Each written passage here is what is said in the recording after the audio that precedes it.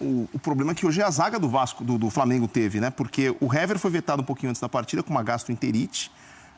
O Rodolfo pediu substituição aos 17 minutos. Aí o Léo Duarte entrou no lugar dele e também saiu machucado. O Rômulo terminou o jogo como um dos zagueiros do Flamengo. Exato. O Juan não foi relacionado para o jogo, né? Porque o Juan já é veterano, então ele fica sempre fora de um ou outro jogo para se recuperar, aquela coisa toda, isso estava já previsto. Ainda assim, ele tinha 4 zagueiros à disposição, né? Tinha o Hever e o Rodolfo, que seriam os titulares, e no banco o Vaz e o Léo Duarte.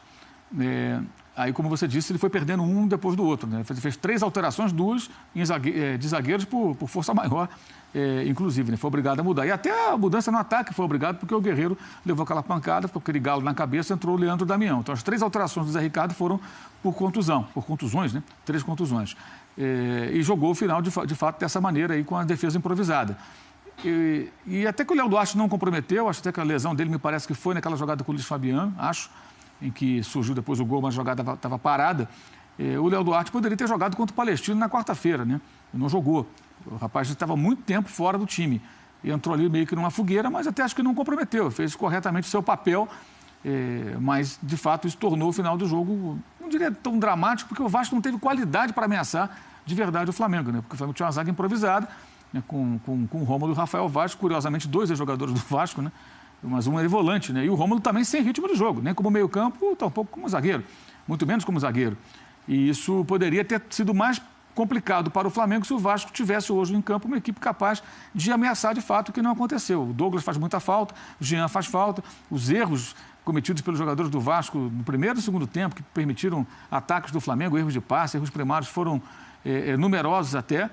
E eu acho que hoje, esse choque de realidade que o Breler falou, né? Eu acho que ele mostra o quê? O Vasco tem um time limitado, que tem que jogar de forma organizada. Acho muito complicado o Vasco jogar contra os times mais fortes, como hoje, mais uma vez, com Pikachu, Luiz Fabiano e Nenê. O time tem que ser mais compacto, tem que ser um time mais fechado, um time que marque mais e que tenha velocidade.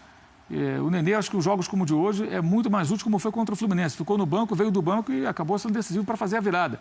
Ele e o Manga viraram aquele jogo, inclusive, contra o Fluminense.